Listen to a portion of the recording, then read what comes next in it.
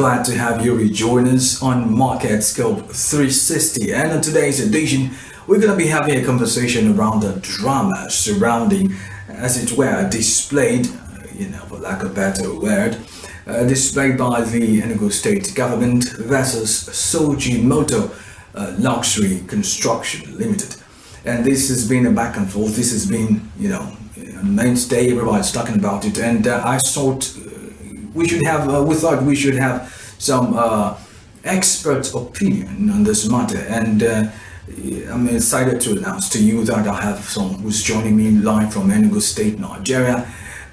He happens to be a financial analyst, and he is the CEO of Rogon Capital Limited, in the person of Aniche Ntutim Roland. It's good to have you join us. Good morning, Ubonga, and thank you for having me on your show. Good evening. Can you hear me? So let's just have an overview first and foremost. What are your, what would you say from your perspective? What are your thoughts about all of this drama thus far? Well, as regards the 5 billion fraud scandal in Enugu State concerning the CEO of Sojimoto luxury construction company. The news came as a rude shock to us all in Enugu State.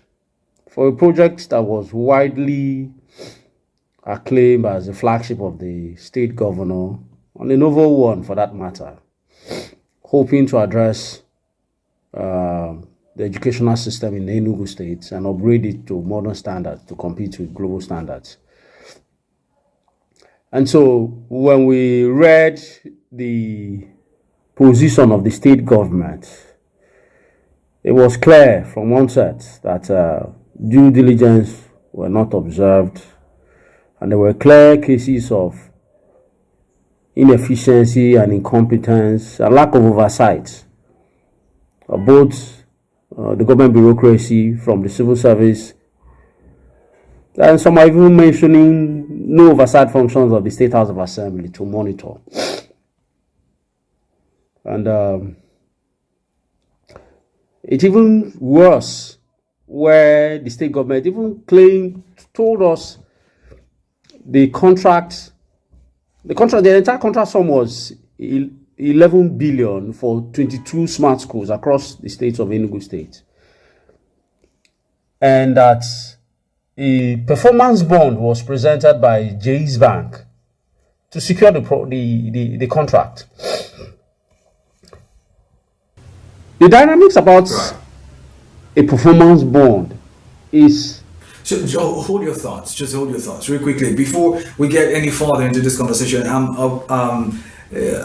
aware of the so to speak, the claims of the Enugu state government with reference to this particular story. Let's take a quick look at it, and while we come back, I'm going to be asking you some other things that I saw on the internet, which pretty much would add to this particular conversation. Let's look at this particular thing here. So quite a number of these things on screen are saying that the state government, was, treated in a certain way that was not very... The first tranche of 20% was paid, amounting to over 2 billion, paid to a Zenith Bank account that Sojimoto's presented. That money was supposed to take care of the total number of schools to be built are 22 smart schools across the state. That first payment was supposed to mobilize resources to sites, start excavation, digging, and at least take the schools to at least a minimum of the foundation level. Meanwhile, this was a job issued last year, which was supposed to last for not less than a year, and the school should be ready by September this year. A subsequent payment of another 30% was paid straight to the Zenith Bank account of Sojimoto's, making 50%. We were talking about a total sum of 5 billion was disbursed from the state government account to the contractor's account in Zenith Bank, which is a clear violation of the contractual terms of a performance bond that was issued by Jaiz Bank. It's curious, we are yet to hear a statement from Jaiz Bank if actually the bond emanated from Jaiz Bank, because we've seen clear cases customers go behind to forge performance bonds of banks.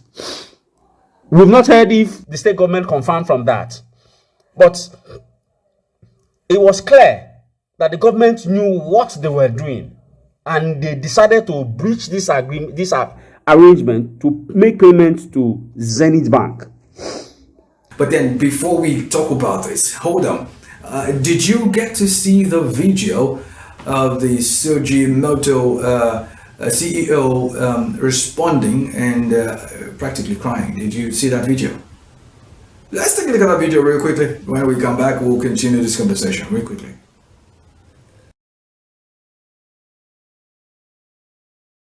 I've done this type of schools before, but I knew it was cement and concrete and machinery. I knew it was arrangement. So I said, okay, let me give it a try. I told the governor, I said, this project is impossible. I have a little issue because the school of thought is thinking that the Enugu state government is also to share part of this blame. Why? Because they say that the Enugu state government did not do due diligence ab initio. I mean, you come with a guarantee from a bank and from one particular bank, but you receive funds with another bank. The question is, why didn't they follow through? I mean, what are your thoughts on this, really? The dynamics of a performance bond is, right, it's a legal document prepared by a director and the company secretary of a bank, stating clearly that the bank will guarantee to the exact sum of the contract once a contract is given to a contractor, more or less like indemnifying the bank from any future loss or non-performance on the part of the contractor, that the bank will indemnify the loss. On the other hand, the bank that issues the performance bond takes steps to ensure that the contractor has capacity. They even go to the extent of even extracting a mortgage, a form of a security as a mortgage before that bond is issued. On the other hand, some banks are now flexible. They say, okay, we can issue this bond, believing that when the contract proceeds comes in, they will take absolute control of the funds, monitor and manage it to ensure that the funds are disbursed strictly for that project. And so when the bond was presented by Sojimoto's to the state government, it behoves on the state government to ensure that the proceeds is paid directly to a nominated account of the custom of Sojimoto's to Jaiz Bank. But this was not done. Rather, the state came out to tell us they made a total payment of about 5.7 billion in two tranches. Right. The first tranche was 10%. The first tranche was 20% of the also that the Enugu state government also claimed that this fraud was premeditated. I mean, to say you were issued 5 billion naira for 22 smart schools for over a year, and not one school is standing. No, there's no way you can explain that to even a blind man that the contractor does not have a clear intention to defraud the state. And the actions of the state government, you can't excuse them from culpability in and as accessories. Your point is well noted. Your point is noted. But in all of this brouhaha, really, from a professional standpoint, the financial analyst like you are, do you presume that these issues could be resolved somehow, especially now that the company Sojimoto has been dragged before the EFCC and the EFCC petitioning the CEO of the company? All the circumstances around this shows culpability of the state governments in this scam. that the state government is going to report to the EFCC to present themselves as if they are innocent. It's shallow. Besides, we're yet to even hear a reprimand of any of civil servants that handle this transaction. None, or even detention of any of the civil servants that colluded in this fraud. We're yet to hear any. Rather, most likely, this incident will be swept under the carpet. 5 billion gone for good, and you know Nigerians will forget so easily. Why the EFCC will do their best to try and recover the funds. We won't be surprised. All the funds has been filtered, and the states will recover. The hopes of recovering 100% of those funds is minimal. But the questions, what we're learning from these issues is how government jobs should be administered. There's a due process in issuing contracts. There are monitoring procedures by even civil servants within the ministry. They have physical planning units with engineers, quantity surveyors, builders, along in all these ministries. The excuse the state government is saying that they made eternal mistakes. It cannot hold water. It's a deliberate mistake. It's a deliberate act. It's even worse that the pictures that are emanating on social media will not justify 5 billion that was disbursed for a contract for 22 smart schools. I mean, the whole thing shows something very untidy, something premeditated and deliberate to fleece funds.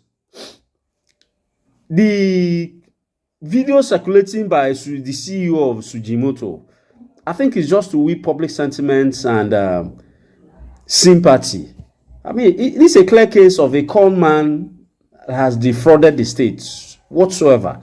He has not shown clear capacity or intent to deliver on the job that he was given. Besides, he actually nominated a Zenith Bank account to ensure that those funds are diverted and the funds will not be used to deliver the schools. It's clear. The state government had even said that the due processes were followed. We're asking, where was this job advertised in the national dailies? Which newspaper? Which day? We are yet to see any of this. There are videos circulating that the same government, the same contractor took photographs with the governor stating that he's coming in as a rice investor to farm about 30 acres of rice. I think yeah, thank you so much. I think this is a good place to leave this conversation. We keep our fingers crossed and get to see how the story pans out. Thank you so much for joining me on the program this evening. Thank you so much. Ubong, thank you for having me for this interview. I've been playing host to Aniche Ndudim Roland, who is a financial analyst and the CEO of Rugon Capital Limited. And we'll be talking about this whole drama between Enugu State Government and Sojimoto Luxury Construction Limited. And you can share your thoughts with me. You can do all of that on socials. You can do that on Facebook, Instagram, X with the handle at zoemultimediastudios. That is at ZOEMSTUDIOS. And you can also do that on this live feed. And right now, we're going to do that right now on this live feed on www.youtube.com/@ZaplayHouseTV. Do well to hit the like button. Remember to subscribe and turn the notifications so you get to know when we put up a new video. That'll be the size of the package, guys. Thank you for your time once, twice, and a million more times. This is the size of the package. I'll see you next week on the program. This is Market Scope 360, brought to you by Zoe Multimedia Studios. My name is Ubong Kings. Thank you for your time. Good evening.